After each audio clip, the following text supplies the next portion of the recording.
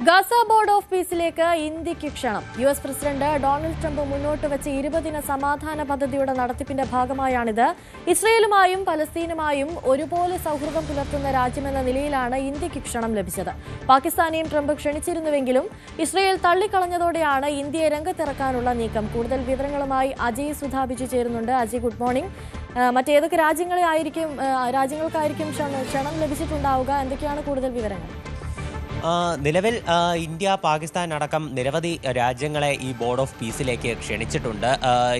ഇതുപോലെ Qatar, UAE അടക്കം നിരവധി ഗൾഫ് രാജ്യങ്ങൾക്കും ഈ സമിതിയിലേക്ക് ക്ഷണമുണ്ട്. എന്നാൽ ഈ സമിതിയിലുള്ള ക്ഷണം ഔദ്യോഗികമായി അംഗീകരിച്ചുകൊണ്ട് നിലവിൽ വന്നിട്ടുള്ളത് ഹംഗറി, അതുപോലെ തന്നെ UK തുടങ്ങിയിട്ടുള്ള രാജ്യങ്ങളാണ്. പല രാജ്യങ്ങളും ഈ സമിതിയിലേക്കുള്ള ക്ഷണം നിലവിൽ ഔദ്യോഗികമായിട്ട് അംഗീകരിച്ചിട്ടില്ല. ഇപ്പോൾ നിലവിൽ ഇന്ത്യക്ക് ട്രംപ് ഒഫീഷ്യലായിട്ട് തന്നെ ഒരു ലെറ്റർ അയച്ചിട്ടുണ്ട് ഈ സമാധാന സമിതിയിലേക്ക് ക്ഷണിച്ചുകൊണ്ടുള്ള.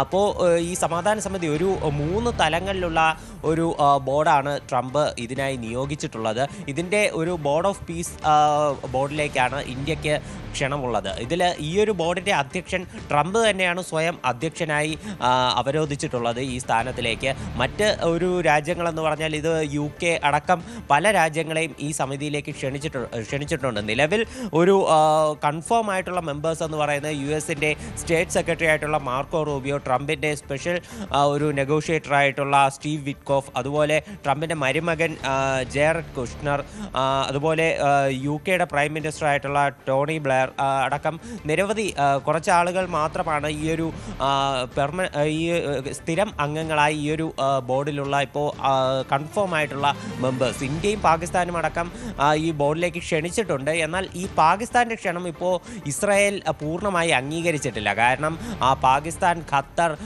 UAE അടക്കമുള്ള ഗൾഫ് രാജ്യങ്ങൾ, അതുപോലെ ഇസ്ലാമിക് രാജ്യങ്ങൾ, ഈ രാജ്യങ്ങൾക്ക് പാലസ്തീനോട് ഒരു പാർഷ്യാലിറ്റി ഉണ്ടാകും. അവർക്ക് ഫേവറബിൾ ആയിട്ടുള്ള നിലപാടുകൾ ഈ പീസ് ബോർഡിൽ നിന്ന് എടുക്കും എന്നുള്ളൊരു ആശങ്ക ഇസ്രായേൽ പ്രകടിപ്പിച്ചിരുന്നു. അതുപോലെ തന്നെ ഇസ്രായേലിലുള്ള ഇന്ത്യയുടെ അധ്യക്ഷൻ തന്നെ ഈ ഒരു പാകിസ്ഥാൻ്റെ ഇടപെടൽ ഇസ്രായേൽ അംഗീകരിക്കില്ല എന്ന് പറഞ്ഞുകൊണ്ട് നേരിട്ട് രംഗത്തെത്തുക വരെ ചെയ്തിരുന്നു. അപ്പോൾ അതുകൊണ്ട് പാകിസ്ഥാനെ ഈ ബോർഡ് ഓഫ് മെമ്പേഴ്സിലേക്ക് ക്ഷണിക്കുന്ന ഒരു നിലപാട് അത് ഇസ്രായേൽ തള്ളിക്കളയാനാണ് സാധ്യത. അതുകൊണ്ട് തന്നെയാണ് ഇന്ത്യക്ക് ഈ ബോർഡ് ഓഫ് പീസിലേക്കുള്ള ക്ഷണം അത് കൂടുതൽ പ്രാധാന്യം അർഹിക്കുന്നത്. കാരണം ഇന്ത്യ ചരിത്രപരമായി വർഷങ്ങളായി തന്നെ ഇസ്രായേലും അതുപോലെ പാലസ്തീനും രണ്ട് രാജ്യങ്ങളുമായി ഒരേപോലെ സൗഹൃദം പുലർത്തുന്ന ഒരു രാജ്യമാണ്. പലപ്പോഴും രണ്ട് രാജ്യങ്ങൾക്കും പല ഘട്ടത്തിലും അനുയോജ്യമായിട്ടുള്ള നിലപാടുകൾ എടുത്തിരുന്നു. ഇപ്പോൾ നിലവിൽ ഈ ഗാസ ഒരു സംഘർഷം തുടങ്ങിയതിന് ശേഷം വളരെ ന്യൂട്രലായിട്ടുള്ള ഒരു സ്റ്റാൻഡാണ് ഇന്ത്യ എടുത്തിട്ടുള്ളത്. അതേസമയം ഗാസയിലുള്ള ഒരു അന്തരീക്ഷം അതിൽ ആശങ്ക പ്രകടിപ്പിച്ചുകൊണ്ട് ഇന്ത്യ പല അവസരങ്ങളിലും രംഗത്ത് വരികയും ചെയ്തിട്ടുണ്ട്. എന്നാൽ ഇസ്രായേലിനെ തള്ളിക്കളഞ്ഞിട്ടുമില്ല. അപ്പോൾ ഈ ഒരു അവസരത്തിലാണ് ഇസ്രായേലിനും പാലസ്തീനും ഒരേപോലെ ഇന്ത്യയുടെ ഒരു കടന്നുവരവ് സ്വീകാര്യമാവുക. ഇപ്പോൾ യൂറോപ്യൻ രാജ്യങ്ങളുടെ ഒരു ഇൻഫ്ലുവൻസ് ആണെങ്കിലും അതുപോലെ ഈ അറേബ്യൻ രാജ്യങ്ങളുടെ ഇൻഫ്ലുവൻസ് ആണെങ്കിലും അത് പലസ്തീനും അതുപോലെ ഈ ഇസ്രായേലും ഒരേപോലെ ആശങ്ക പ്രകടിപ്പിക്കുന്നുണ്ട്. പലസ്തീനാണെങ്കിൽ ഇപ്പോൾ നിലവിൽ ഈ യൂറോപ്യൻ രാജ്യങ്ങളുടെ കടന്നുവരവ്, UK അതുപോലെ ഫ്രാൻസ്, ജർമ്മനി തുടങ്ങിയിട്ടുള്ള രാജ്യങ്ങളുടെ കടന്നുവരവ്, അതിലേക്ക് ഈ പലസ്തീൻ കുറച്ച് ആശങ്ക പ്രകടിപ്പിക്കുന്നുണ്ട്. അത് ഇസ്രായേലിന് ഫേവറബിൾ ആയിട്ടൊരു നിലപാട് എടുത്തേക്കും എന്ന് പലസ്തീൻ പറയുന്നു. എന്നാൽ ഈ അറേബ്യൻ രാജ്യങ്ങളുടെയും അതുപോലെ പാകിസ്ഥാൻ പോലെ ഇസ്ലാമിക് രാജ്യങ്ങളുടെയും കടന്നുവരവ് അത് ഇസ്രായേലും ഒരേപോലെ ആശങ്ക പ്രകടിപ്പിക്കുന്ന കാര്യമാണ്.